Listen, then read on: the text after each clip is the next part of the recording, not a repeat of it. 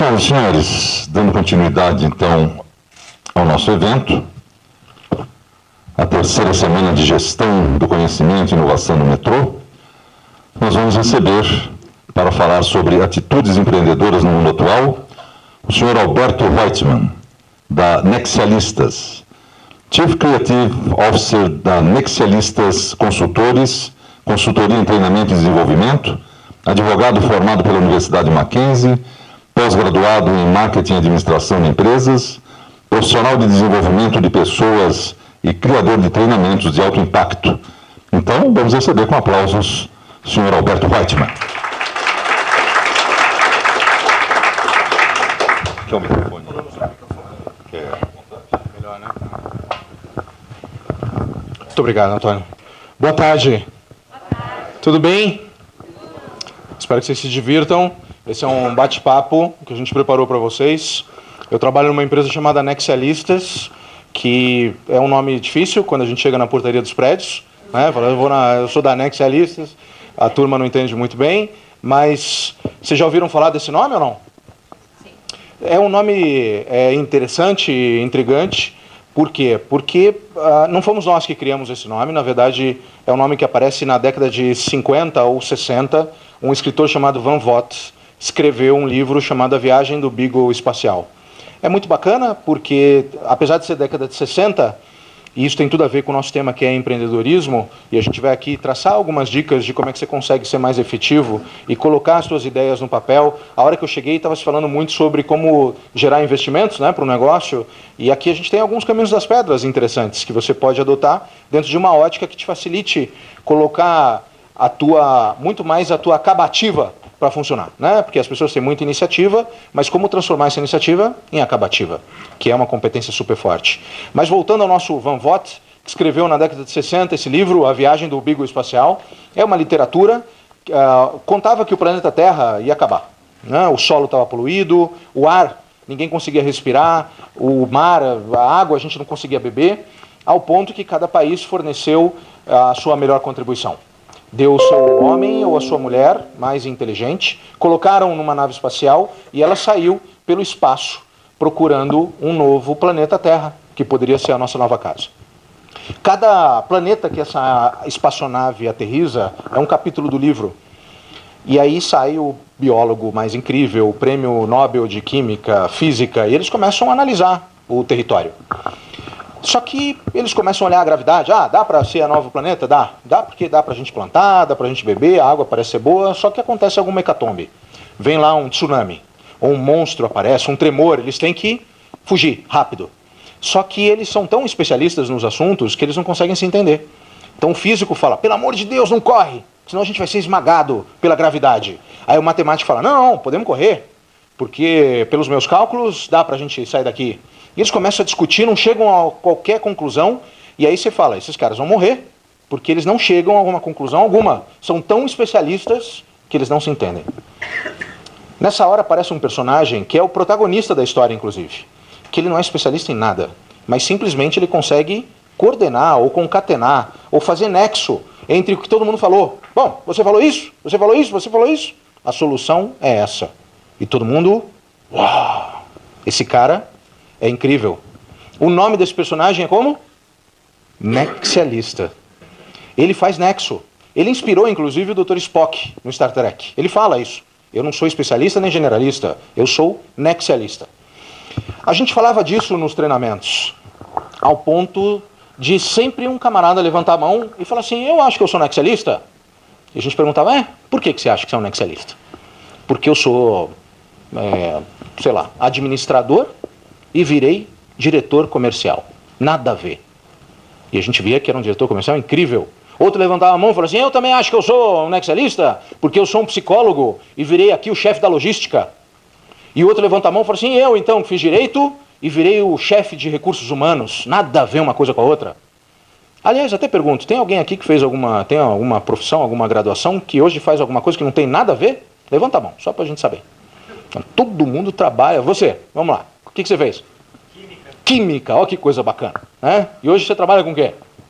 Meio ambiente. Meio ambiente, olha que bacana, né? Mais alguém? Aqui, você? História. História. E trabalha como segurança. Mais alguém? Alguém aqui? Aqui? Antônio, arquiteto e mestre de cerimônias. Olha que bacana.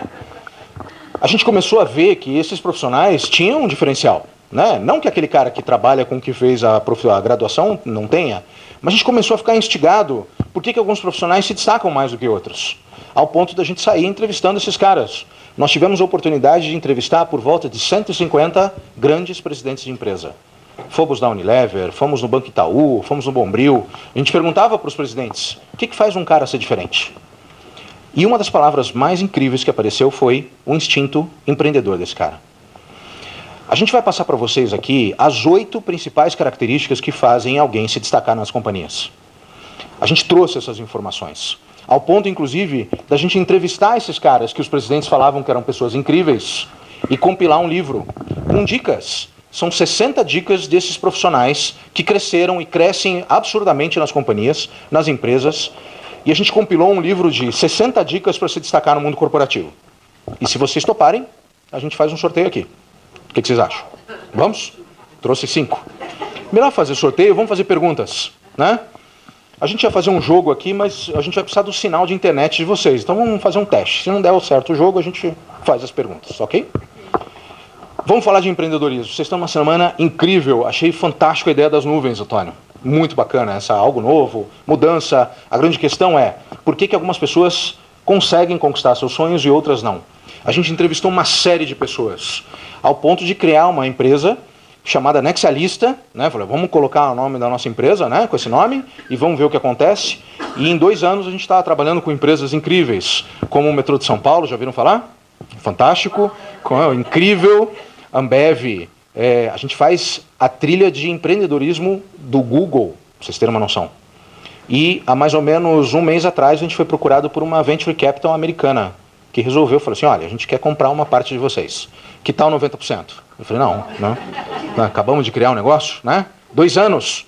Eu falei, tá bom, negociamos, chegamos em 51%. Eles levaram 51% da empresa há 1 mês e meio atrás. Então, legal, porque a gente vai falar com propriedade de empreendedorismo, que a gente acertou a mão. Depois de ter quebrado pelo menos uma meia dúzia de vezes, aprendemos, e isso talvez seja uma das primeiras lições de empreendedorismo. Não ter medo de fazer as coisas. A gente aprende muito quando a gente rala, quebra. Cada hora você quebra um osso diferente, né? Quebra o queixo, fala, putz, cara, não acredito que eu fiz errado. Então, assim, a gente vai trazer algumas dicas interessantes, porque nesse meio de empreendedorismo tem algo muito importante. Em primeiro lugar, a atitude. Meus amigos, dificilmente o que te trouxe até aqui vai te levar onde você quer. Então é um exercício muito forte. Eu posso ter muita iniciativa, meus amigos, mas se não tiver acabativa, não vai adiantar nada. Então você vai ter que pensar, muitas vezes, como é que eu jogo a caixa fora. Porque só pensar fora da caixa não adianta. Tem cara que fala assim, não, vou pensar fora da caixa. Pro inferno a caixa, joga a caixa fora. A essa hora que, lá na Ucrânia, no interior, Antônio, tem um garoto de 16 anos que está inventando algum aplicativo que vai mudar radicalmente algum mercado. Os caras estão lá. A grande questão é que algumas pessoas colocam na prática aquilo que eles estão pensando. Mas a gente também tem que chegar a algumas conclusões, né? Por isso que a gente vai falar sobre algumas atitudes empreendedoras. Eu trouxe aqui alguns exemplos que fogem um pouco do comum das companhias, até para a gente debater. Então é um debate. Não vou ficar falando sozinho, ok? Vocês também contribuam para a gente fazer algo dinâmico. A gente está falando de um aspecto, eu gosto bastante de começar fazendo uma pergunta. O que vem pela frente? E aí eu gostaria que vocês falassem. A gente está vivendo num planeta incrível, toda hora que você liga a televisão, vai na Globo News, abre o site da Folha de São Paulo, você vê alguma notícia fantástica, alguma coisa que está acontecendo, né? Eu queria perguntar para vocês, o que vocês acham que está acontecendo agora no planeta? Quais são as grandes análises? Se alguém te pergunta, quem tem filho aqui, levanta a mão, só para a gente saber. Mãe, pai, me conta alguma coisa que está acontecendo no planeta. O que você falaria? Conta alguma coisa. Vamos lá. Como é que está a capacidade de atualidade de vocês? Vamos ver. Oi? Está tendo fogo? Fogo? Incêndios em Portugal e Espanha. Perfeito. Direto, né? Até pela instabilidade climática. A gente está vendo isso. E alguns até incendiários. Que mais? Intolerância.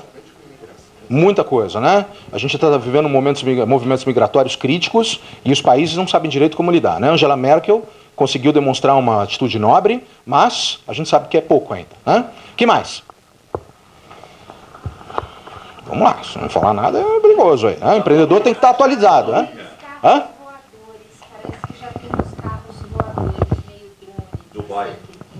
Dubai está rolando. Há 2 semanas atrás, o Google fez um anúncio que fez a indústria automobilística tremer. Google vai entrar no segmento automotivo.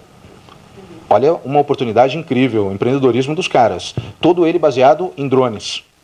E já tem alguns protótipos meio dispersos por aí. A gente não sabe direito quem está fazendo, mas vai. O Facebook, por exemplo, anunciou ontem que vai abrir um banco.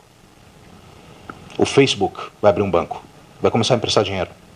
Loucura, né? Olha o lado empreendedorista do Mark Zuckerberg. Lá. Diga lá, você. Moedas digitais. Moedas digitais. Tomar conta, aí vai acabar com todos os bancos que quer fazer transação direta sem passar por banco. Como é que é o nome hoje da principal moeda digital que existe? Bitcoin. Só que tem uma... Hã? Tem o Ethereum também, né? Agora tem uma questão... O Bitcoin, agora tem uma questão muito forte, né? Porque todo o processo regulatório de uma atividade financeira é a confiança. Eu vou debitar da minha conta e vou creditar na sua. Quem faz essa regulação? Você vai precisar de um sistema que faça, que dê crédito, né? Que dê credibilidade para isso. Qual é o nome desse sistema? Blockchain. Exatamente. O blockchain é um sistema que está sendo desenvolvido e os bancos estão correndo porque a tendência é que a gente acabe com as moedas dos países. Né? Se lá na minha época a gente falava de Esperanto, bem antes da minha época, né? Na verdade, né? Vamos criar uma linguagem, né? Universal, vou entregar aqui, né? Que dirá uma moeda universal, é o Bitcoin. Só que hoje em dia o Bitcoin já começa a nascer com preocupações, né? Você está lá no teu computador, trava tudo e o cara fala, me deposita um Bitcoin que eu libero, mas um Bitcoin é barato. Quanto custa um Bitcoin? Quase 20 mil reais um Bitcoin. Né? Uma cacetada, um Bitcoin. Né? O que mais está acontecendo no mundo? China em primeiro lugar. China como um player importante, inclusive decidindo se vai ter guerra ou não. Guerra entre quem? China e Estados Unidos. Estados Unidos e Coreia do Norte. Como é que chama o presidente, ou o ditador, ou o primeiro-ministro, para saber direito o que o cara é lá? Né? Como é que ele chama? Kim Jong-un. Filho do Kim Jong-il, é o terceiro na dinastia. E Brasil, meus amigos, o que está acontecendo? Um monte. Hã? Tem problemas, né? O nosso presidente tinha na anterior. E aí? O que está acontecendo agora nesse exato momento no país? Corrupção geral. Temos uma corrupção generalizada, temos problemas de confiança, credibilidade, temos instabilidade, né? Ainda a gente sente. Algumas coisas estão melhorando, a gente vai falar disso. Toda atitude empreendedora faz com que você enxergue o cenário que você está inserido. Seja ele no Brasil, seja ele no planeta. O que mais está acontecendo no país? Temos uma crise entre poderes. Aliás, como é que é o nome do presidente ou da presidente do Supremo Tribunal Federal? Hã? Carmen Lúcia. Você sabe o nome dos 11 ministros ou não? Alguns, né? Vamos tentar citar alguns, só para a gente ver como é que a gente está atualizado. Gilmar o quê? Gilmar Mendes. Você tem que dizer, vamos ver, o empreendedor é um cara antenado, meus amigos. Porque você não pode falar, não, vou montar um aplicativo, vou montar um site. Mas, bicho, meu pai, quando eu tinha 13 anos, eu falei, eu quero ser presidente da República, pai. E meu pai falou assim, filho, e o que você vai fazer? Eu falei, eu vou dar comida para os pobres. Todo mundo vai... Eu não queria ter um videocassete na época, né? Que era caríssimo. Vocês lembram disso ou não? E aí meu pai falou, pô, eu vou dar videocassete para todo mundo. Todo mundo vai ser feliz, todo mundo vai ter televisão colorida. E aí ele falou assim, filho, faça isso. Mas primeiro, arrume seu quarto. Antes de fazer qualquer mudança na tua vida, meu amigo, antes de ser empreendedor, você precisa arrumar algumas coisas que estão na tua vida, né? Então, não adianta nada você querer falar, pô, eu vou lançar uma empresa, vou fazer alguma coisa incrível, se antes você está com a conta bancária erodida, né? Você tem que olhar, tem que enxergar, às vezes você tem algum problema pessoal com a tua família, resolve algumas coisas. Porque para ser empreendedor, você tem que estar com a cabeça e a tua energia totalmente direcionada para isso. Então você precisa também arrumar teu quarto antes. Mas só para a gente não perder o fio da meada, fala alguma coisa que está acontecendo no Brasil. Além de saber qual é o melhor time que vai ser campeão, né, do Campeonato Brasileiro, já sabemos que é o Corinthians, mas vamos falar uma coisa mais interessante. Né? Saiu uma... Ah, muito obrigado. Tem uma polêmica, né? O João Dória disse que vai... Na verdade, ele desmentiu, né? Hoje pela manhã, falando a comida reprocessada, né? Para os pobres e tal. A gente está vendo algumas transformações, tem muita coisa que está acontecendo no país, muita instabilidade, a gente está vendo um problema entre os poderes. Como é que é o nome do presidente da Câmara dos Deputados, em Brasília? Rodrigo Maia. se alguma dessas perguntas te deu dúvida, é legal você começar a fazer já uma autorreflexão, né? É bacana, porque o empreendedor ele é um cara que precisa ler. É legal a novela, é incrível, inclusive está acabando. Né? A página de esportes também é muito legal, mas eu preciso enxergar como é que eu vou precisar me autodesenvolver. Antes de querer mudar alguma coisa e fazer alguma coisa de impacto, eu preciso antes de me autodesenvolver. E para isso eu tenho uma série de ferramentas. TED, alguém já ouviu falar? TED é uma ferramenta incrível, gratuita, é um site de palestras. Vai atrás, tem palestras de 30 segundos, 15 minutos. Você tem um tempinho aqui no metrô, assista, dá uma olhada num livro. Hoje em dia não tem mais como se abrir mão de aprender inglês. Porque os cursos são gratuitos, você aprende por aplicativo. Tem coisas bacanas, dá para você aprender chinês, dá para você ir atrás de uma série de informações. Começa a ir atrás de um Netflix e ver uma série de documentários fantásticos que estão lá. Você aprende algumas coisas até pelo Spotify, alguns aplicativos que você baixa, ou seja, não dá mais para evitar o autodesenvolvimento. Porém, alguns empreendedores que acabam retardando as suas iniciativas, seja empreendedorismo ou intraempreendedorismo, que diz respeito a empreender dentro da companhia, dentro do metrô, desenvolve uma anticompetência. Existe uma anticompetência que é inimiga do empreendedor, chamada desculpability. Já ouviram falar nisso? O cara é mestre em dar desculpa. Cada hora ele fala, amanhã eu começo. Segunda, que nem regime, né? Segunda-feira eu começo. Né? E a coisa não vira nunca. Por isso, meus amigos, o que vem pela frente, antes a gente vai falar sobre alguns assuntos importantes. Qual é o entorno que a gente está vivendo? Que a gente está? Qual é o nosso cenário? A gente está vivendo um cenário de instabilidade, mas isso vai acontecer para sempre? A minha avó, uma vez me contou uma história que ela soube que a Segunda Guerra Mundial acabou 2 meses depois que ela havia acabado. Você consegue se imaginar num cenário como esse? Hoje você fica sabendo tudo pelas redes sociais. O teu Facebook, o teu Twitter, o teu e-mail, você recebe uma série de informações, muitas vezes espontaneamente. Você está passando lá no Face, se abriu, vem informação, Morgan Freeman morreu. Aliás, eu recebi essa notícia esses dias. Pois é, veio essa informação, alguns desmentiram, não se sabe direito. Alguém sabe se o Morgan Freeman morreu? Começa uma discussão fantástica sobre isso, porque começam as fake news. Tem gente se especializando em fake news. Você olha e fala assim, poxa vida, descansa em paz, e começam a retweetar o negócio. Né? Algumas coisas absurdas acontecendo. Eu lembro que uma vez eu tive a oportunidade de contar uma história que eu achei fantástica, da música da Flor de Lis, do Djavan. Vocês já ouviram ou não? Foi uma Flor de Lis, e ele conta, né, o meu jardim da vida ressecou e morreu, dos pés que brotou Maria, nem Margarida. Lindo, né? A verdadeira história que eu contei uma vez num treinamento, falei, poxa vida, você sabe que a Flor de Lis, na verdade, é a filha dele. Dos pés que brotou Maria, que é a esposa que faleceu, na hora do parto, a Margarida, filha dele, nasceu, mas a mãe morreu. E eu achei aquilo incrível. Eu nunca mais vou esquecer esse troço, porque eu contei isso num grupo de amigos, num coffee break, e aí chegou alguém para mim e falou assim, Alberto, puta mentira essa história. Não existe nada a ver, a história é incrível e tal, mas cuidado, porque muitas vezes, meus amigos, um empreendedor, ele precisa trabalhar com histórias críveis. Cheque, recheque, vai atrás da fonte, da informação. Não mais se admite alguém que simplesmente repassa uma informação sem que ela seja fidedigna. Essa é uma outra orientação. Eu vou trabalhar com cenários de mercado, muitas vezes, interpretáveis por pessoas. Mas eu preciso ter seriedade nos números, eles precisam me gerar credibilidade. A gente tem uma dívida pública ainda enorme. Então, tudo que você imaginar fazer em matéria de crédito, as fintechs estão explodindo por aí. Tudo é fintech. Tudo são aplicativos. O mundo está participando de um processo chamado aplicativação.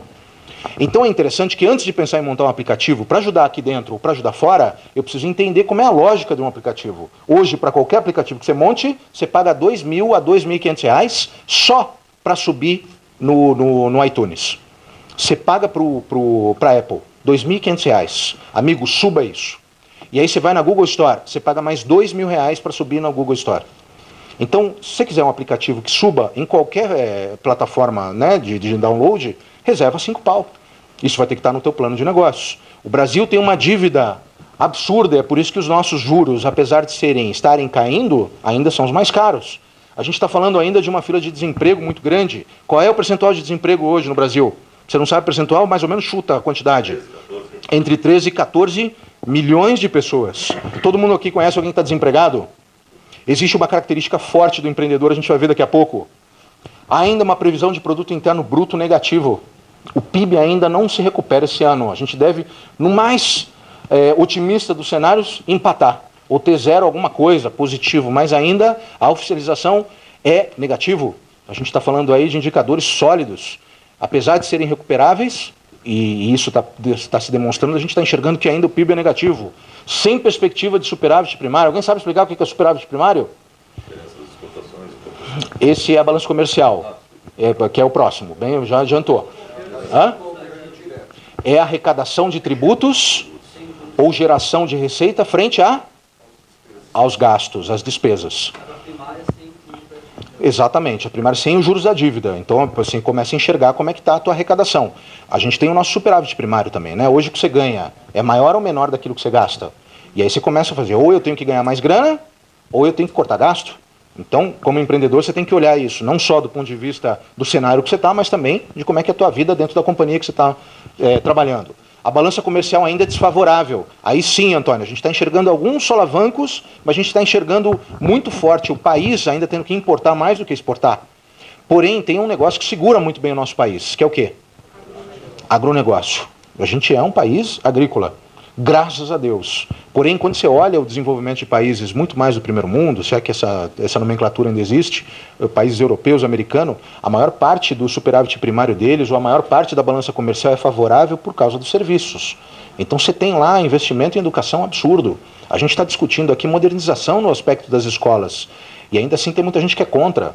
Eu estava participando na semana passada na ANCHAN de uma discussão com professores convidados pela Câmara Americana, onde estava se discutindo qual é o verdadeiro papel do professor em sala de aula.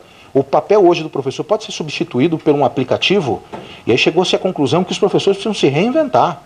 Porque, por exemplo, tem um meu sócio chama Anderson, ele nunca tinha saído do país e foi para a Argentina, e foi para Bariloche, e tinha neve. A hora que ele olhou aquilo, primeiro o cara ficou deitado lá 1 hora, pegou lá uma sinusite, né? De tanto o cara olhou, aquilo, uau, coisa incrível, fantástico. Aí a hora que ele levantou, né? Ele falou, agora eu vou aprender snowboard. Chegou lá para um professor e falou, quanto custa uma aula de snowboard? E aí o professor falou, $600 a hora. Né? A primeira e a segunda e a terceira são fundamentos no snowboard. O cara nem sobe na prancha. Né? Ele falou, pro raio que o parta, não pagarei $600. Abriu o YouTube e viu, colocou lá, como andar de snowboard. Aí mostrava lá, ó, sobe na prancha, faz isso, pro raio o fundamento, vou te mostrar como é que é. Ele viu 1 hora de filme, estava ele lá, já começando a andar de snowboard. No final da viagem, ele já andava de snowboard. Tirava foto, postava no próprio Facebook, pagando de patrãozinho mesmo, sabe? Andando assim. Tinha acabado de aprender pelo YouTube.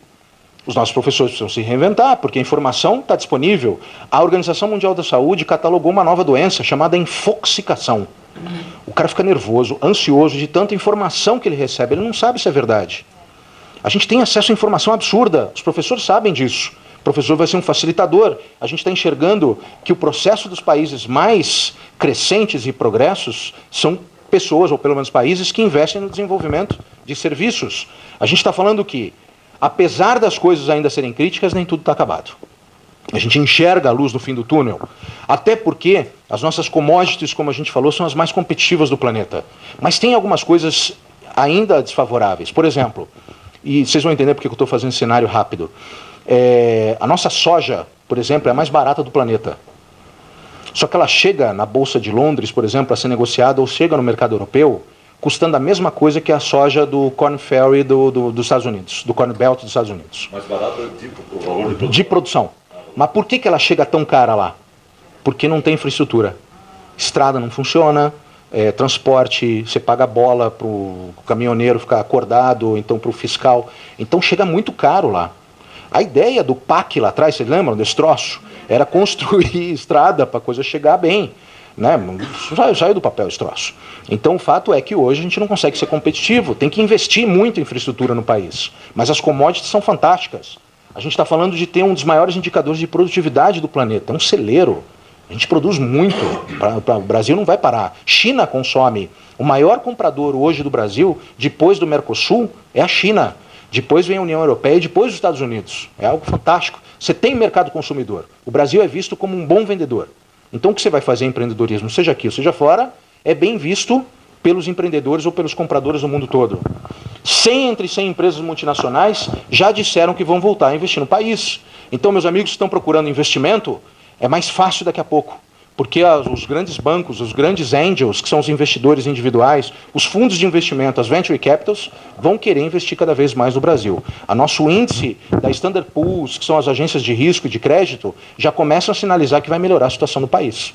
Ok, ótimo, uma hora tinha que acontecer isso. Mas como é que eu surfo nessa onda?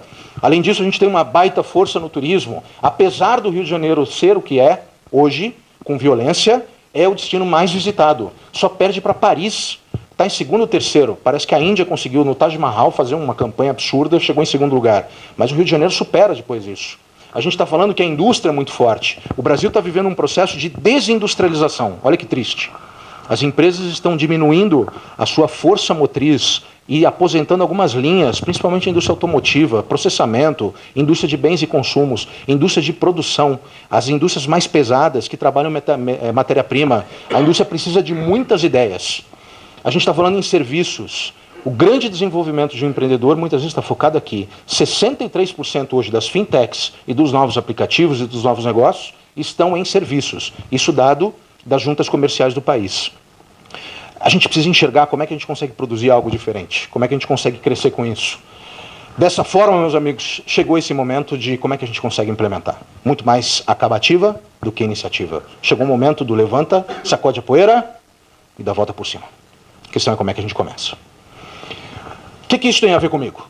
Eu trabalho numa empresa, eu trabalho numa instituição, eu trabalho numa área. Como é que eu consigo desenvolver algo que seja interessante? A gente está falando de dois conceitos muito fortes. Um deles é empreendedorismo e o outro é intraempreendedorismo.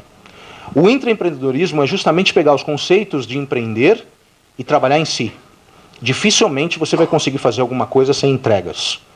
Quando eu estava entrevistando um cara chamado Nizam Guanais, não faz muito tempo, ele me falou uma frase fantástica. Ele falou: Alberto, você é o que você entrega. Às vezes a gente conversa com alguns executivos do mercado e enxerga que o cara faz uma planilha de Excel com 382 itens de planejamento que ele vai entregar. Você olha, é gigante, você não consegue nem enxergar a letra, a fonte é 2. O cara não lê. Mas tem tudo, aí ele faz uma bela reunião, mostra assim: temos que entregar esses 162 itens até o final do ano, Antônio. Quem conhece sabe que o cara não vai entregar nada. Entrega 2. Um bom empreendedor é o cara que seleciona 2, 3 itens. Eu tinha um chefe que hoje está no comando da Smiles. Ele falava: Alberto, empreender é o que você não faz. Empreender é aquilo que você escolhe não fazer. Ele falava: empreendedorismo são ações que cabem na mão. Você tem que escolher 5 no máximo. Escolha 5 coisas que você vai fazer. Não estoura mais do que isso. Não adianta você fazer um business plan absurdo. Meus amigos, às vezes a gente está dentro de banco, às vezes de companhia seguradora, você enxerga que o cara faz um planejamento para 2027, 2025. Raio, você não sabe o que vai acontecer amanhã. E tem cara que faz um planejamento estratégico para os próximos 25 anos, 15 anos. Para com esse troço. Faz um planejamento estratégico da tua vida para os próximos 6 meses. Vou limpar uma dívida aqui, vou resolver tal situação, vou recuperar tal confiança de um amigo. Começa a estruturar pequenas entregas. É isso que a gente está enxergando. Como é que antes de querer empreender eu consigo resolver pequenas coisas? Você está contente com o teu corpo? Você está contente com a tua cabeça? Começa a tratar algumas questões. Meus amigos, tem gente que quer empreender e o cara tem um relacionamento absurdo dentro de casa. Está acabando o casamento e o cara às vezes escolhe o trabalho como uma válvula de escape. Então dificilmente você vai conseguir fazer alguma coisa se você não arruma teu quarto. Acaba logo o casamento. Já deu 1, 2, 3 chances? Chega, cara. E aí, vai viver mais quanto? Existe um filósofo chamado Confúcio, que ele falava: aonde menos você espera que as coisas vão acontecer, é onde não vai acontecer nada. Ai, mas um dia a coisa vai voltar a ser como era. Não vai. Bicho, não volta. Acabou. Existe uma autora chamada Judith Viorst. Ela escreveu um livro chamado Perdas Necessárias. Isso é um livro fantástico para qualquer empreendedor. Perdas Necessárias é uma pesquisa que a Judith Viorst fez, que ela entrevistou uma série de pessoas que são incríveis no mercado. Boa parte delas tiveram perdas absurdas. Perdeu a mãe num acidente, perdeu o filho, perdeu o patrimônio, perdeu um membro, perdeu confiança, perdeu o casamento. A questão é como é que você aprende com essas perdas. É melhor um fim horroroso do que um horror sem fim. Tem cara que vive horror sem fim. Então termina o troço. Por que o sequestro é um negócio absurdo? Porque não acaba o horror do cara. Ele não sabe, ele fala assim, pelo amor de Deus, ou morreu ou me devolve. Mas não me deixa assim. Então, às vezes, algo que você fica trabalhando uma ideia e não coloca isso para acontecer, é um horror sem fim. Você não consegue saber o que está acontecendo. Então, muitas vezes, você também está do outro lado, né? Você fica fazendo e alimentando uma questão, e aí, às vezes, é melhor você acabar com o fantasma que você está criando. Dessa forma, meus amigos, a gente tem uma oportunidade de rever alguns conceitos nossos. Passa pela atitude. Como é que eu consigo mudar isso em mim? Para que a gente possa dar a volta por cima, é necessário começar por nós. Então, já vai uma reflexão. Hoje, de fato, eu sou um cara que tem condições de assumir perdas. Eu sou um cara que tem condições, inclusive, de pedir desculpas. É um absurdo, mas a gente vê algumas pessoas que falam, eu não estou pedindo desculpas porque eu não estou errado. Quando a gente dá treinamento em call center, é muito legal, né? Porque a gente recomenda que o cara atenda a ligação e fale assim, bom dia, empresa X, Alberto, me desculpe. Quando você pede desculpa para alguém, você mostra que você se importa muito mais com a pessoa do que com o problema. Então uma das dicas é, peça desculpas. Diga mais vezes obrigado, olha mais vezes nos olhos, diz mais vezes eu te amo, vive mais intensamente o processo, porque muitas vezes o empreendedor é um cara que fica com medo, mas você tem que adotar um mantra para conseguir fazer qualquer coisa. Se tiver medo, vai com medo mesmo. E que se dane, e faz a coisa acontecer. Porque quando o medo te paralisa, meu amigo, você não está pronto para nada. Nem para ser chefe, nem para ser funcionário. A bandeira de São Paulo tem uma frase fantástica, né? Não sou conduzido, conduzo. No conducor, duco. É forte. Então, antes de mais nada, eu preciso conduzir minha vida. Tem cara que é adepto da filosofia Zeca Pagodiana de viver. Deixa a vida me levar. O cara não sabe quanto ele está no banco, ele não sabe se ele está guardando dinheiro, ele não sabe... Você perguntar, quanto que você tem no banco agora? Eu falo, sei lá, mas está negativo. Você tem que tomar rédea. Uma das coisas legais que a gente fala aqui é, cria indicadores para a tua vida. O metrô vai criar indicadores para você. Vai falar assim, olha, que hora você tem que chegar, quanto que é a tua entrega, quanto que você tem que gerar de horas trabalhadas, você sabe os indicadores que você tem. Mas e o teu? O que você não mede, você não gerencia. E aí o cara fica patinando, fica no limbo, o cara não consegue evoluir, porque ele não consegue enxergar. Às vezes você está há 20 anos e fala assim, puta, e por que eu estou entregando? Nenhum relacionamento se sustenta sem entrega. Dessa forma, meus amigos, o empreendedorismo é nosso maior aliado. É uma alavanca, é uma ferramenta que te faz crescer, se desenvolver e alcançar teus objetivos. O empreendedorismo está relacionado à inovação, ao nexialismo e ao inconformismo. Essas duas palavras são muito fortes, inovação e inconformismo. Dificilmente se enxerga alguém que cresce demais, simplesmente se conformando com o que tem. Algo muito forte relacionado ao empreendedor é um cara que não se conforma e acha que sempre pode fazer melhor. John Lennon tinha uma frase muito bacana. Mudança é muito parecido com jogar algo pela escada, degrau por degrau. Você não joga nada pela janela. Então todo dia você começa a trabalhar alguma coisa para fazer com que as coisas funcionem. Por exemplo, não adianta nada você ter 5 mil amigos no Facebook, 10 mil amigos no LinkedIn, você não movimenta essa rede. Você não tem networking, você tem net. Net, tá lá, um monte de gente. A grande mágica do empreendedor é eu colocar o net para work. Aí sim você tem networking. É o cara que começa a ligar para um amigo que fabrica porca, outro que fabrica parafuso, você coloca os dois em contato. Você é chamado como lobista do bem. Você começa a movimentar os processos. Usa as suas redes sociais para isso. Tem cara que faz aniversário e aí escreve lá no Facebook, parabéns. No final do dia o cara fala, quero agradecer as 12.734 mensagens de parabéns. Muitas delas inbox, né? Porque você contar ali vai dar umas 200. Mas ninguém liga para esse cidadão. Se você ligar, ele vai falar, poxa, o cara chora. Obrigado, Alberto, nem minha mãe me ligou. O cara fica teu amigo para sempre. Você tem uma oportunidade fantástica de falar com as pessoas. Tem cara que vira nas empresas rei do e-mail, rainha do e-mail. O cara chega e fala assim, Paty, eu sento na frente dela. Eu falo assim, Paty, mandei um e-mail, lê aí. Aí a Paty lê o e-mail, mas eu estou na frente dela. Né? Aí ela pega e fala assim, ok, já te respondi, lê aí. E a gente fica assim, o dia inteiro. Você vai embora, você vê que você mandou 230 e-mails no dia, você trabalhou, não fez nada. Levanta e vai falar com as pessoas. A gente começa a criar uma esquizofrenia corporativa que não funciona. Tem cara que pega o e-mail, que tem lá 34 caras copiados. Ele começa a procurar qual é a posição que o e-mail dele está. Porque se ele tiver em último, ele acha que ele vai ser demitido, que ele vai ser transferido, vai acontecer alguma coisa, está mal cotado. Mas se tiver em primeiro, o cara fala assim, estou em primeirão, olha onde está meu nome aqui. Né? Mas isso não acontece aqui, nem no Brasil, só lá no sul da França, bem no interior. Né? Essa é uma das lógicas. E é algo muito forte, porque se você quer ser empreendedor, você tem que se relacionar com as pessoas. Você tem que conversar com elas. É atitude. Melhor forma de você enxergar isso é na hora do almoço. Chegou a hora do almoço, tem um cara que levanta e fala assim, pessoal, vamos almoçar? Não, eu tenho que responder um negócio aqui. Não, eu vou ter que ir no dentista e tal. E aí tem um amigo que sempre almoça contigo e fala assim, eu vou. Aí saem os dois. A hora que os dois saem, outros 3 levantam e falam assim, agora vamos. Né? A hora que os 3 saem, os outros 4 levantam e vão. Então você tem 10 pessoas numa diretoria, num departamento, e você tem 6 grupos separados almoçando. Ninguém se fala. Não existe mais rádio corredor. Existe WhatsApp corredor. E-mail corredor.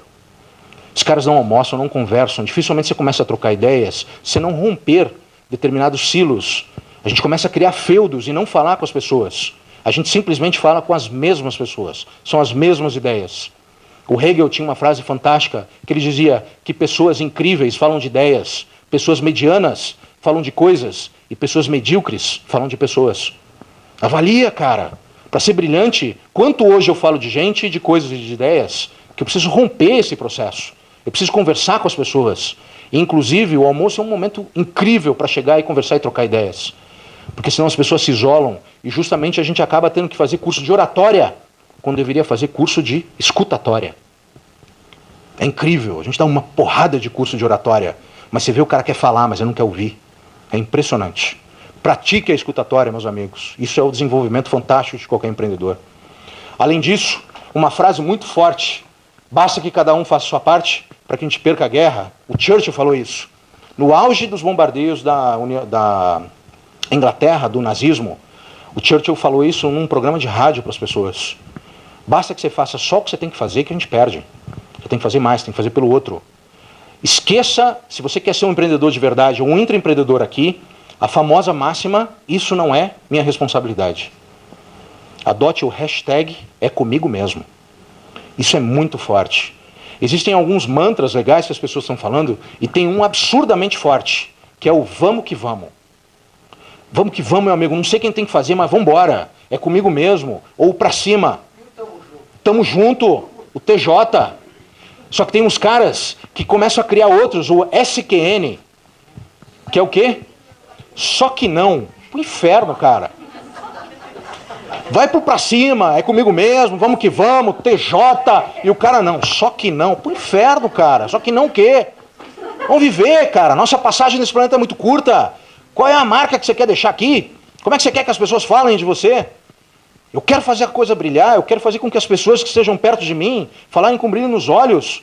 O duro é quando o cara vai falar de você. Eu falei, puta, aquele lá, meu amigo, que sorte que ele saiu, hein? Ainda bem que se aposentou. A gente não aguentava mais, é um estorvo, um problema. Agora quando fala, putz, esse cara saiu, era incrível. Olha, onde esse cara for, eu vou dar um jeito de estar com ele. Essa é uma das lógicas que a gente está falando. Basta que cada um faça a sua parte, que a gente perca a guerra. Como é que a gente consegue fazer esse jogo virar? Vamos falar de inovação. E falar em empreendedorismo é falar de inovação. Estamos indo bem até agora? Muito chato esse assunto? Estamos juntos? TJ? Muito bem. Não, porque é legal, né? Assim, ó, eu queria dar um feedback aqui, muito legal o que você falou, né? Mas meu chefe, bicho, troca de chefe, cara. Dá um jeito, né? Não desenvolve o desculpability, né? Cada hora o cara dá uma desculpa. Vai embora, cara, vai fazer, faz a coisa virar. Tem muita gente que é adepto da filosofia do Zeca Pagodinho. 3 aspectos fortes para quem é um empreendedor que precisa inovar. Primeiro, eu preciso questionar status quo.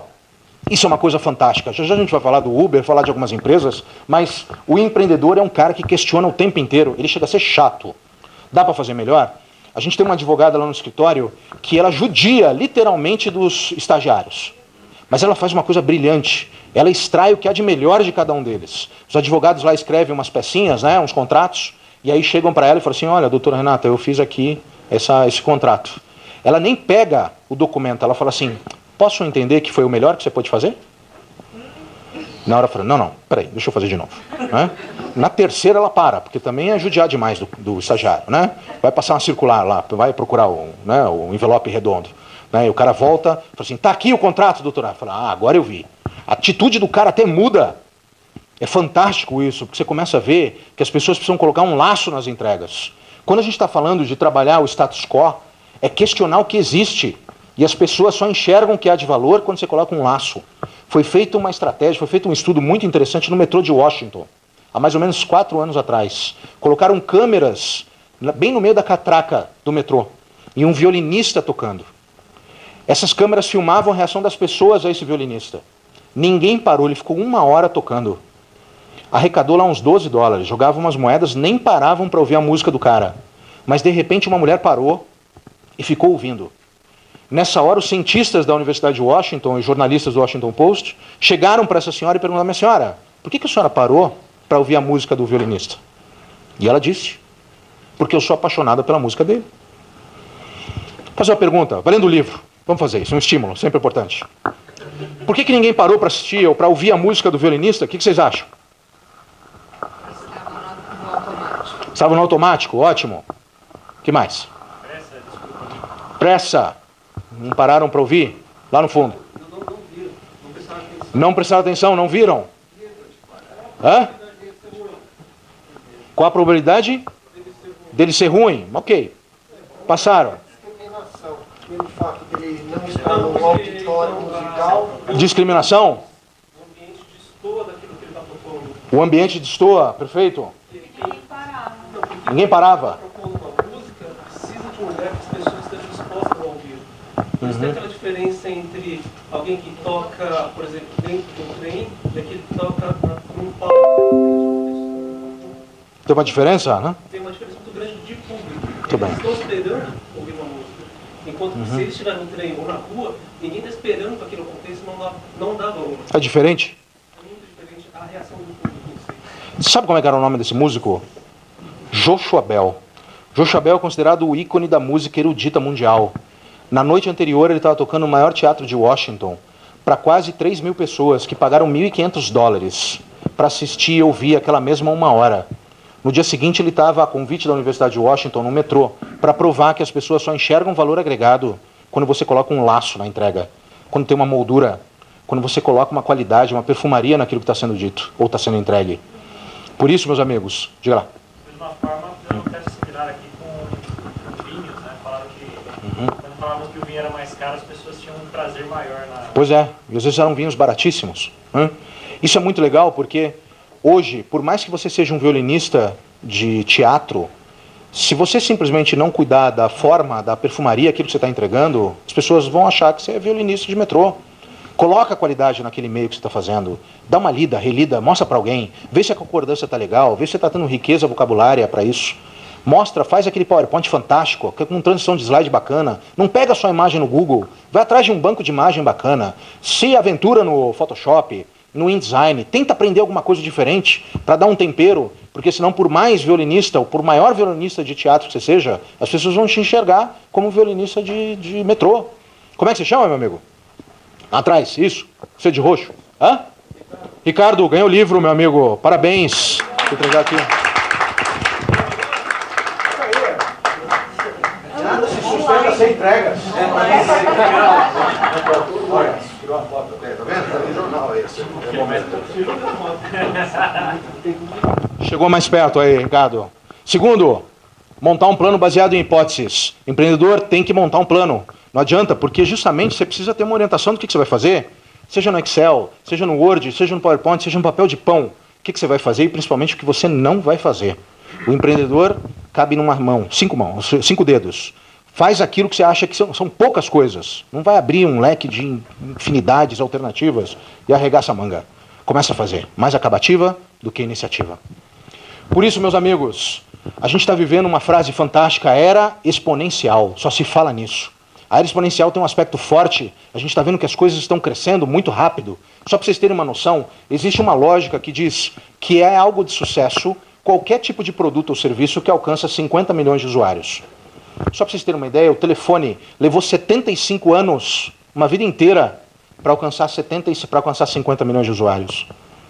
O rádio levou 38 anos. Praticamente metade, meus amigos. Quando você olha a televisão, 13 anos foram necessários para alcançar 50 milhões. Muito mais rápido. Podia ficar melhor ainda. O computador levou 4 anos. E quando você olha o iPhone, só 3. Olha a diferença para alcançar 50 milhões de usuários. Vocês acham que pode ficar pior ou não? Apareceu um troço chamado Instagram, que levou 2 anos para alcançar 50 milhões. E aí vem um negócio chamado Angry Birds, que levou 35 dias. E a hora que você acha que o mundo acaba, chega o Pokémon GO, com 15 dias, alcançando 50 milhões de usuários. Não tem mais fronteira. Claro que você vai olhar e falar assim, ok, mas e aí? Quantos desses caras inventam um troço? Inventa alguma coisa. Está na tua mão. Começa arrumando o teu quarto, começa ajustando um processo interno, limpando uma gaveta, começa fazendo alguma coisa diferente, mudando um processo. Meus amigos, processos existem para servir pessoas. Se aqui internamente no metrô alguém fala assim, a política não deixa, o processo não deixa, o cliente tem razão.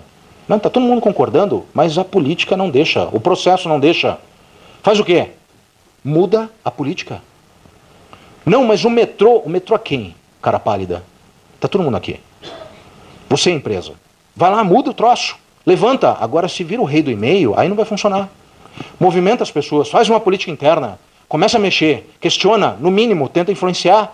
Mas o duro é quando o cara faz o lado do conformismo. Olha no YouTube também aquela história dos macaquinhos. Tinham 4 macaquinhos, o cara recebe um banho de água fria, aí começam a bater no macaco quando ele aperta lá a campainha, aí trocam todos os macacos, chega uma hora que os caras se batem, sem saber por que cai água fria. Essa é uma das lógicas, uma das teorias mais fortes que existem de comodismo. O empreendedor ele não pode ser comodista. Existe um filme bem interessante, não esse último filme do 007, talvez vocês lembrem da Operação Skyfall. O empreendedor é um cara inovador, que ele precisa trabalhar com dificuldade. Ele precisa justamente questionar o status quo.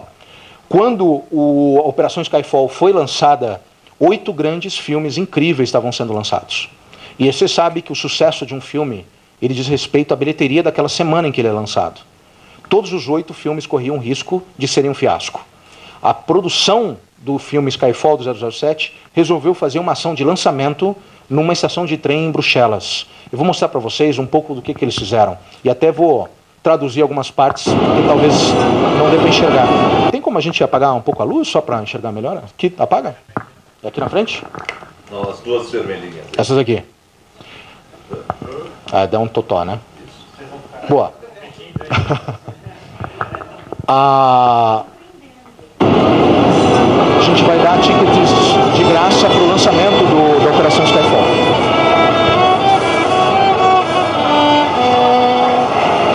Clica aqui para comprar uma coca. Você quer ter a chance de ganhar 2 tickets exclusivos para o lançamento do Skyfall? Põe teu nome. Você tem 70 segundos para chegar na plataforma 6.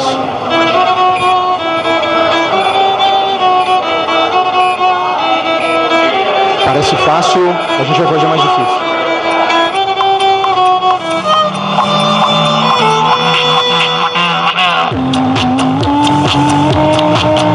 Oh my God, Anthony! Oh my God, Mike!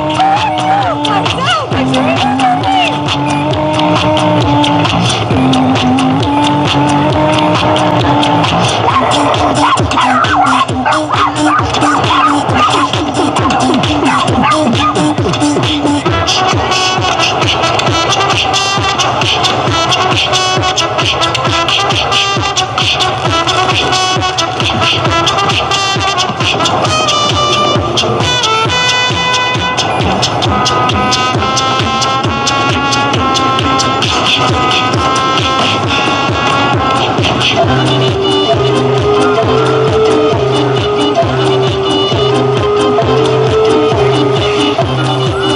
Agora, para ganhar os tickets, tem que cantar a música do James Bond.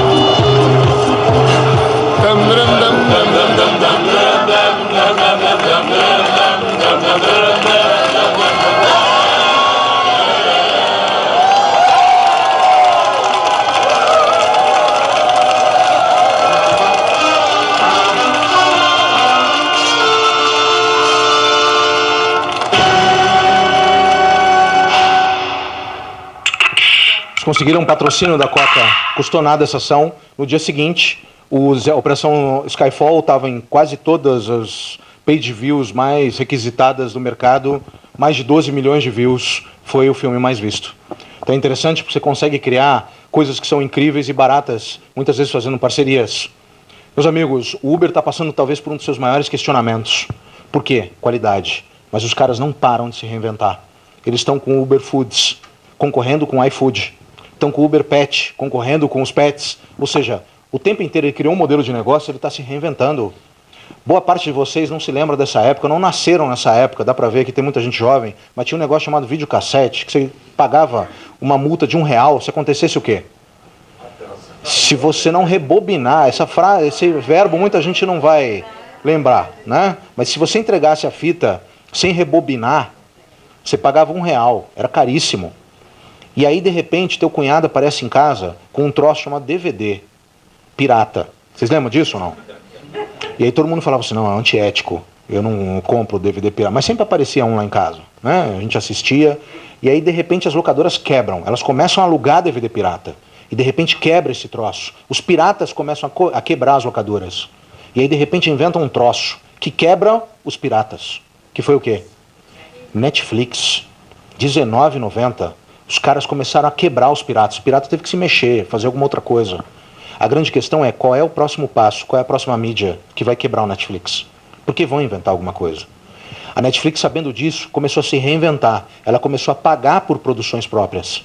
Então hoje você tem filme. Ao invés de ter que pagar para o estúdio Warner, ele começa a reinventar, ele começa a pagar para investidores, ou pelo menos para desenvolvedores individuais, iniciativa privada para criar filme. Ele coloca lá bem grande, né? Produção Netflix. Assista, porque você me ajuda a não pagar para os estúdios. E aí você fala, cara, que bela produção. Narcos é produção Netflix, né? El Chapo é produção Netflix. Você vê coisas incríveis.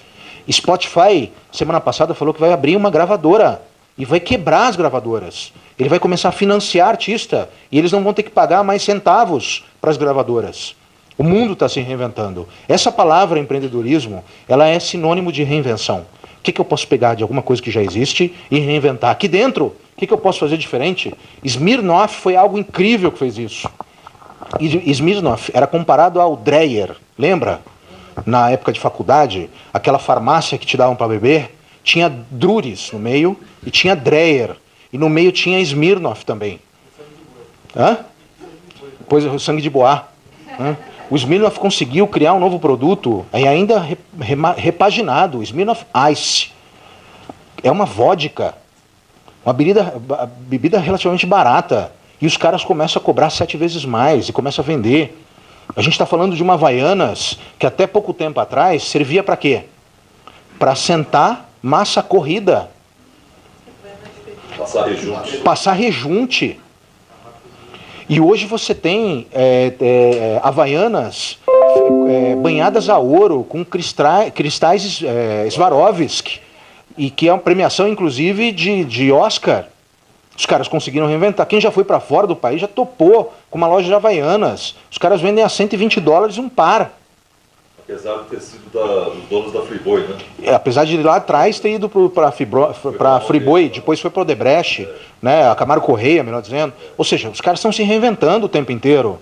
A gente está falando, inclusive, de frutas que são quadradas.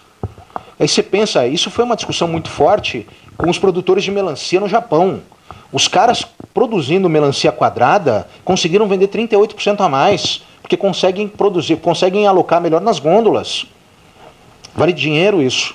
A melancia cresce numa forma e está resolvido. Que dirá quando a gente começa a falar, inclusive, de realidade virtual? Meus amigos, a moda é essa. Realidade aumentada, realidade virtual. Começa a enxergar o que pode fazer. Dentro do metrô, a gente pode fazer treinamento, inclusive, colocar um óculos nos caras e eles se transportam para uma situação crítica.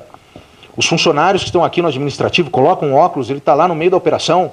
Você começa a trabalhar um pouco a percepção de realidade das pessoas. Estamos falando, inclusive, de Nestlé, Nespresso. Quem inventou os sachês eles perderam a patente do sachê, aquele quadradinho, e aí se reinventaram e fizeram o pacotinho, fizeram o sachê. É incrível, o tempo inteiro você está se reinventando, correndo atrás. Estamos falando de outras empresas, estamos falando de um troço chamado Quarta Revolução Industrial. Quarta revolução industrial é um processo que a gente está vivendo, onde robótica toma forma. Quarta revolução industrial, basicamente, é absurdamente diferente. Você está colocando conhecimento em prol de desenvolvimento que ajude a humanidade a se desenvolver, se autodesenvolver. Dentro da quarta revolução industrial tem impressora 3D. Semana passada foi produzida a primeira mansão de 3 mil metros quadrados com uma impressora 3D. Esse troço hoje custa em uma média de 15 mil dólares. Daqui 2, 3 anos, você vai ter uma na tua casa. Muito provavelmente do lado do micro-ondas. Você vai produzir o que você quiser com esse negócio. Vai pensando e não vai precisar nem de AutoCAD para fazer as coisas. Você vai fazer o que você quiser. Constrói um óculos, constrói um sapato, constrói o que você quiser. Como é que a indústria alimentícia está vendo isso? Você faz uma embalagem. Como é que a Tupperware está vendo isso? Os caras estão se mexendo, estão enxergando que está entrando um concorrente absurdo.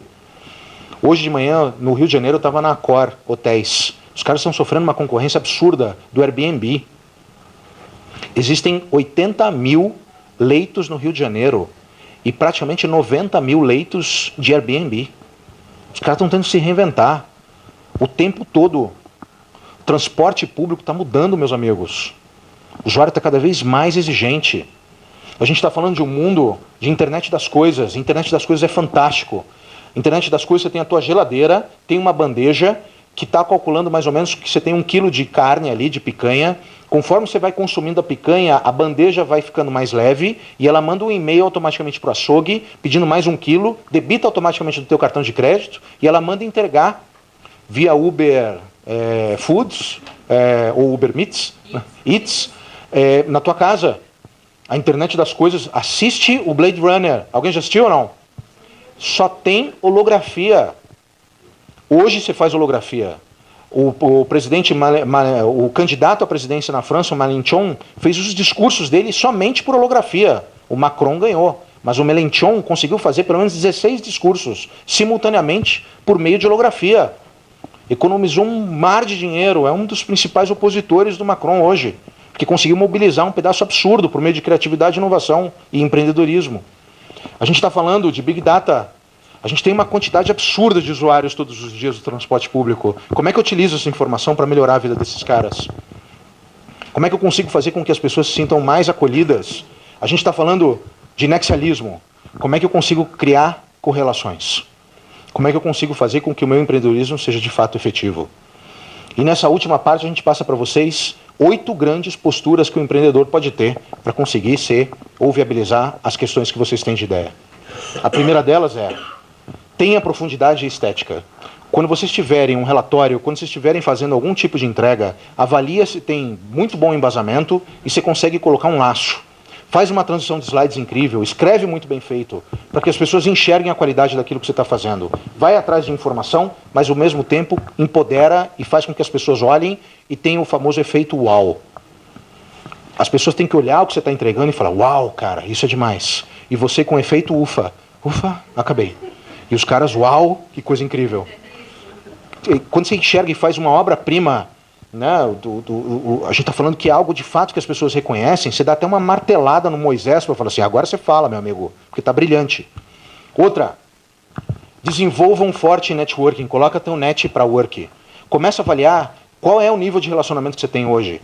Dentro de uma pirâmide societária, você está conversando com quem? Está falando com a base, com a média ou com a alta? Hoje, basicamente, você começa a enxergar, se você tiver que conversar com pessoas e desenvolver algum projeto, quantos desses caras você consegue alcançar? Existe uma lógica bem interessante de falar que você precisa ter, ou você precisa mais, ou não menos do que 6 pessoas para chegar no Kevin Bacon. Já viram essa estatística ou não? É super legal. Uma média de pessoas que você tem no teu fluxo de relacionamento são 50. Comece a expandir isso. Boa parte das pessoas que crescem em qualquer mercado são pessoas que investem em relacionamento. São os lobistas do bem. O cara começa a identificar qual é o desejo de cada um. Você precisa saber o desejo do teu chefe. Aonde você quer chegar, chefe?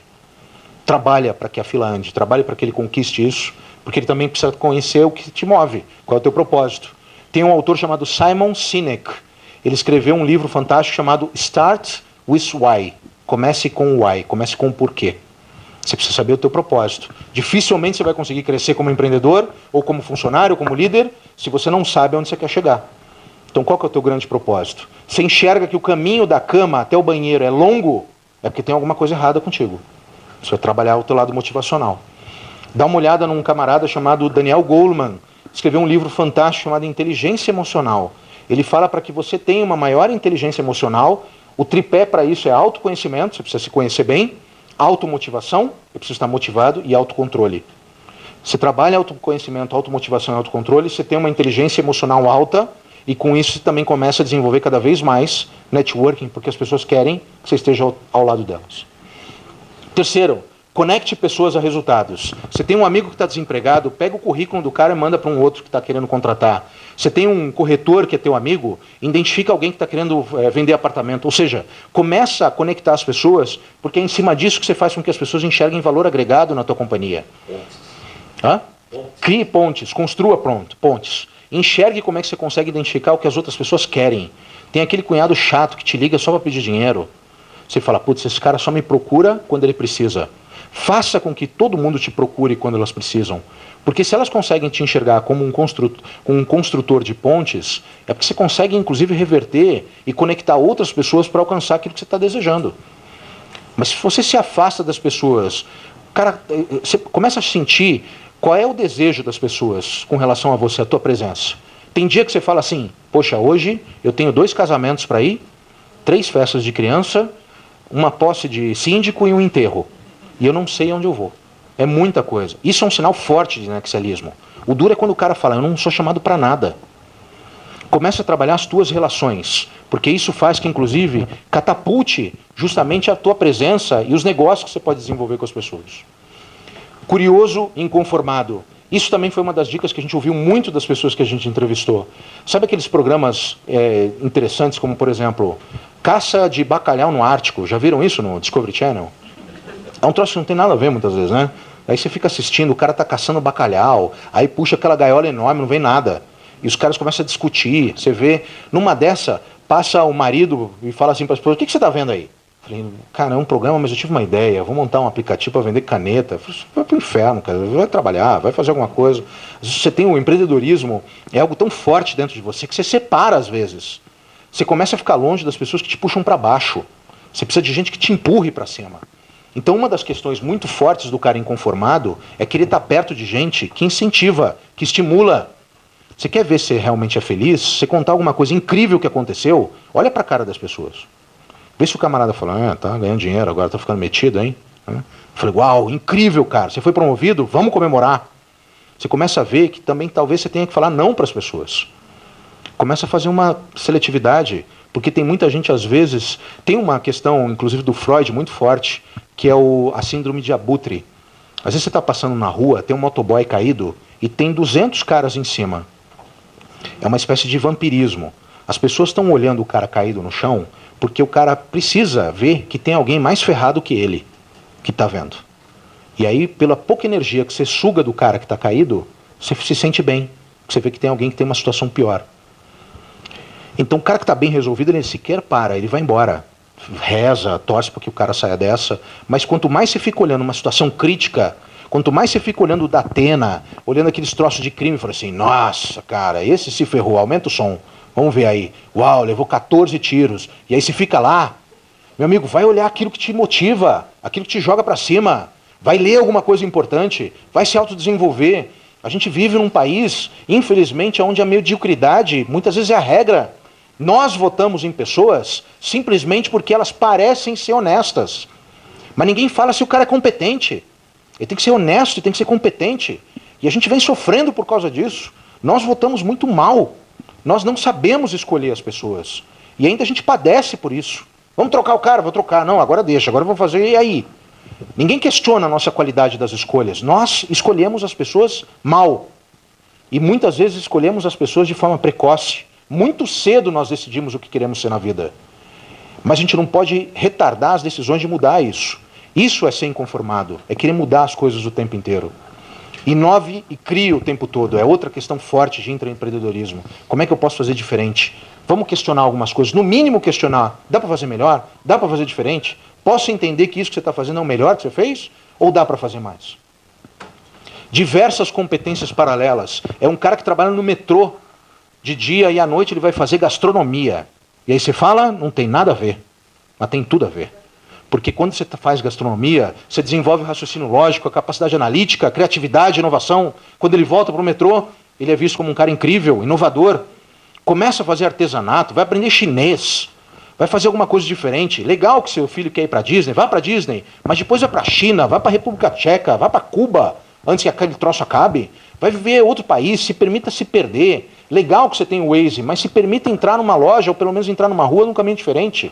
Antigamente a gente usava o guia, você lembra disso? Não é da tua época, né? A gente usava o guia, e esse fazia um exercício incrível, porque a rua que você ia sempre estava no final da página, né? E aí você tinha que procurar, fazer no meio, e aí, estava na continuação, C4, né? E a gente desenvolveu uma habilidade incrível. Você saía com o teu pai, ele pegava lá o guia, ele falava, não, relaxa que aqui eu sei ler. Você falava, mas você já leu, já identificou? Eu falei, sim, eu já vi, eu já sou craque nisso. O tempo inteiro as pessoas desenvolviam habilidades. Agora, muitas vezes, a gente se conforma com as coisas que existem e coloca a culpa nos outros. Os taxistas brigavam com os caras do Uber. Uma vez eu fui entrar no Uber, eu quase apanhei. Falei, peraí, posso entrar aqui? Não, você não vai entrar. Isso é ilegal. Falei, mas vai procurar os meios cabíveis para reclamar. As pessoas, muitas vezes, quando elas não entram na onda, elas criticam. E aí nasce a síndrome de panela. Você sabe o que significa panela? Você tem algumas empresas que têm umas panelinhas. Qual é a descrição de panela? Acho que também vale um livro. Qual é a melhor descrição de panela? Quem chuta? O que significa uma panela? Um grupo onde ninguém entra, ótimo. Ninguém entra e ninguém sai. O que mais? Hã? Um grupo fechado. Um grupo limitado. Com preconceitos. Cozinhando lá dentro. Meus amigos, panela é o grupo aonde você não está. Né? Não é? Porque se você estivesse, chamaria como? Você não ia sentir que era uma panela. Diretoria. Quem vai almoçar, Antônio? Eu falei assim, só a diretoria aqui. Vamos embora. Quem vai almoçar? É só a panelinha lá. Né? Panela é o grupo que você não está. Então, meus amigos, uma das lógicas é romper as diretorias. Aumentar uma diretoria só. Né? Como é que a gente rompe esses feudos e trabalha de uma forma onde as pessoas se desenvolvam? Quando você vê que um cara está mal, pergunta. Porque muitas vezes a gente exacerba e exalta as pessoas que são incríveis. A gente trabalha com algumas empresas que o cara bate meta de venda, ligam para o cara para cumprimentar, mas ninguém liga para o cara que está em último. Você enxerga que alguém está mal, o cara está chegando tarde, mas ninguém pergunta, escuta, você está precisando de alguma coisa, você precisa de ajuda? Nós, muitas vezes, quando estamos nos restaurantes, todo mundo com o celular, a gente ficou dependente desse troço. A gente acaba se contaminando e trazendo de longe pessoas que estão longe e jogando para longe pessoas que estão perto. As nossas relações estão o tempo inteiro no WhatsApp. Inclusive coisas fantásticas que poderiam ser ditas, muitas vezes são escritas. A gente perde a oportunidade de ter o olho no olho. A gente perde a oportunidade de se desenvolver, simplesmente porque é mais fácil sentar, esperar, ou venha a nós o vosso reino, do que ir atrás. A gente está muito longe, muitas vezes, de questionar o nosso status quo. E é por isso que a gente precisa romper essas barreiras. Cabeça de Pelink, a gente ouviu muito isso. Um cara que clica aqui e vai buscar a informação. É um cara que tem muita iniciativa, muita acabativa. Ele começa a movimentar as pessoas. A hora que você vê, ele acabou de lançar uma ideia, já tem 12 trabalhando com ele. É alguém que muitas vezes não sabe fazer, mas sabe quem faz e tem persuasão e influência para trazer o cara para trabalhar com ele. Ele conecta pessoas, ele aproxima. A hora que você vê, uau, já tem todo esse movimento. É alguém que está o tempo inteiro correlacionando informações. Só para vocês terem uma noção, um dos maiores caras de Cabeça de Pelink foi o Leonardo da Vinci. Quando ele foi pintar a Mona Lisa, ele queria gerar um efeito que as pessoas olham para a Mona Lisa, você vai andando, parece que ela está te acompanhando com os olhos. Isso é um efeito da ótica chamado prismatização. Prismatização é um efeito onde você tem a sensação que alguém está te olhando. Ele foi estudar a ótica para fazer a Mona Lisa. O Michelangelo, quando foi pintar a Capela Sistina, ele foi estudar anatomia. Ele queria que o estiramento dos músculos fosse o mais real e perfeito possível. O Steve Jobs foi estudar caligrafia, porque ele queria que as fontes, o usuário pudesse escolher as fontes. Ele quase triplicou o valor do editor de texto da Apple. Isso é Cabeça de Pelink, isso é nexialismo, procurar informações que muitas vezes não tem nada a ver, mas no fundo tem tudo a ver. E além disso, fazer as coisas simples, sem ser simplista. Como é que a gente consegue fazer os resultados serem entregues de uma maneira rápida, prática, mais econômica? Por isso, meus amigos, o inconformismo é algo que permeia toda a cabeça do empreendedor. Não seja inconformista contigo. As dificuldades existem, mas segundo Paul Stoltz, que escreveu um livro fantástico chamado A Vantagem da Adversidade, quanto mais problema você acha, mais fácil é para se desenvolver. Por isso, meus amigos, desistir não faz parte do nosso vocabulário. Quando a gente olha algumas histórias fantásticas, a gente enxerga pessoas que eram inconformistas. A gente está falando da J.K. Rowling, teve o livro rejeitado por 12 editoras antes de ser publicado Harry Potter. A gente está falando de um Walt Disney que teve por 302 vezes rejeição a um projeto de pedido de financiamento bancário para construir um parque. Coisa absurda, você vai construir um parque? Nada a ver. Como é que é um cara ouvir 300 vezes não? Você tem noção disso? E o cara ainda vai. Tem que ter um propósito muito forte. O cara vai atrás, ele vai entregar. Estamos falando de um Einstein que 37 escolas recusaram o cara mais inteligente do planeta. Ele falou somente aos 4 anos de idade, aprendeu a escrever aos 7 anos. Quanta gente olhou e falou assim, esse camarada não vai rodar em lugar nenhum, está fora. Estamos falando de um Van Gogh que vendeu apenas um quadro enquanto era vivo. Olha isso. Vendeu para um amigo e hoje tem 800 pinturas produzidas, a última foi vendida por 142 milhões de dólares. Isso que é empreendedorismo. Demais, e muitas vezes transcende a época, né?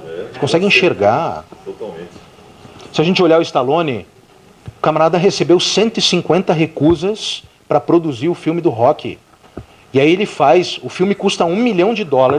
Se a gente juntasse essa grana, aí tem um monte de amigos, a gente juntaria $1 milhão. Ele faria o filme, não só ganhou o Oscar, mas rentabilizou $200 milhões. O não, muitas vezes, é o combustível do empreendedor. O não, e fala, não vai dar certo. Então, quanto mais a gente ouvir negativas, mais é um combustível que você pode fazer para conseguir fazer as coisas chegarem lá. Essa é uma das grandes orientações. Utiliza o teu combustível, muitas vezes como medo e a descrença das pessoas que você pode dar certo. Por isso, meus amigos, o empreendedorismo está em todos nós. Simplesmente agora basta fazer com que a gente desperte. E isso vire a lógica daqui por diante. Meus amigos, espero tê-los ajudado. Pelo menos vocês ganharam um amigo. Muito obrigado. Obrigado, Silvia. Obrigado, meus amigos. Antônio, Nata. Obrigado por tudo. Temos alguns livros aqui, né? Podemos sortear? O que vocês acham? Fazer uma pergunta? O que você acha, Antônio? Perguntas? Vamos lá. Perguntas. Quem gostaria de ganhar um livro? Olha lá. Já ganhou? Uma pergunta. Faça uma pergunta. Vou fazer uma pergunta rápida. Saiu um estudo recentemente que diz que uma inteligência de alguém está relacionada a quantas palavras ele domina. Né? Então, quanto mais palavras você dominar, o teu léxico, mais inteligente você é. E existe um ser humano, já falecido, que é classificado como o homem mais inteligente do planeta. Não é o Einstein. Né? Ele fala hoje, por exemplo, um ser humano normal como nós, que nascemos no Brasil, a gente tem por volta de 6.000 palavras no vocabulário. Mas com 2.000 você já é fluente. Essa pessoa falava 20.000 palavras. Quem era? Que língua que ele falava? Várias línguas. Shakespeare, já acertou. Já de largada? Uma salva de palmas. Obrigado. Parabéns, Silvia. Parabéns, sim. Shakespeare, dramaturgo literário. Tem um monte de político que faz isso, né? Não, ele fazia... tem muita... É que justamente pelos estudos das novelas, da literatura, as peças, é um cara que dominava um léxico absurdo, né? Mais uma. Mais uma pergunta, vamos lá. Ok, vamos lá. História. Quem foi o primeiro presidente do Brasil? Primeiro presidente. Não. Hã? Marechal Deodoro da Fonseca. Parabéns, é isso aí, ó, tá vendo? Você viu para alguma coisa... Não ter faltado na aula de história, tá vendo? Obrigado. Geografia. Vamos lá. Geografia. Fala um país que não faz fronteira com o Brasil. Puxa. Equador, quem falou? Aqui, parabéns. Uma salva de palmas aqui. Boa. Agora um país que faz fronteira. Um país que faz fronteira é muito fácil. Existe uma competência chamada PI.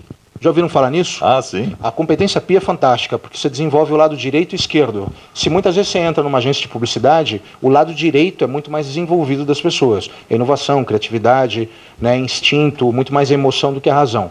Mas quando você vai no escritório de advocacia, o lado esquerdo, racional, cartesiano, analítico, é muito mais forte. A competência PI desenvolve os dois lados. É como se fosse um advogado criativo ou um publicitário mais cartesiano. Pergunta, qual é o número do PI? 3,14, falou. E onde é que o Pi acaba, vocês sabem? É lá no Paraná. Né? Paraná que o Pi acaba. Ô, Paraná que acaba, né? Meus amigos, muito obrigado mais uma vez. Sucesso. Obrigado, viu? Obrigado. Prazer enorme ter você aqui. Obrigado. Tenho certeza que todos adoraram. Obrigado. Valeu. Muito obrigado. Ótimo. Recebo uma lembrança. Obrigado. Alberto Reutemann. Obrigado. Sucesso. Eu pensei que ele ia perguntar como é que era o nome da Reutemann lá que mataram na novela. Isso era uma pergunta boa, né? É, né? Quem matou a... Aldete Reutemann. Aldete Quem Reutemann. matou? Vocês lembram ou não? Mas eu confesso... Foi a Cássia Kiss, mas eu não lembro qual era a personagem. Mas eu simpatizo mais com a Heleninha. É mais legal. Mais moderna, né? Queridos amigos, terminamos com chave de ouro o nosso evento, o nosso terceiro encontro, a nossa terceira semana de gestão do conhecimento e inovação do metrô. Agradecemos a presença de todos vocês que são metroviários e os que não são também. Foi uma honra muito grande ter terminado aqui com Alberto Reutemann, da Nexialistas. Procurem mais informações sobre ele nas páginas, né, da internet e tudo mais. E nós só temos a agradecer a vocês, desejar um ótimo retorno às suas atividades, seus lares. Sejam felizes. Muito obrigado. E amanhã e depois tem mais.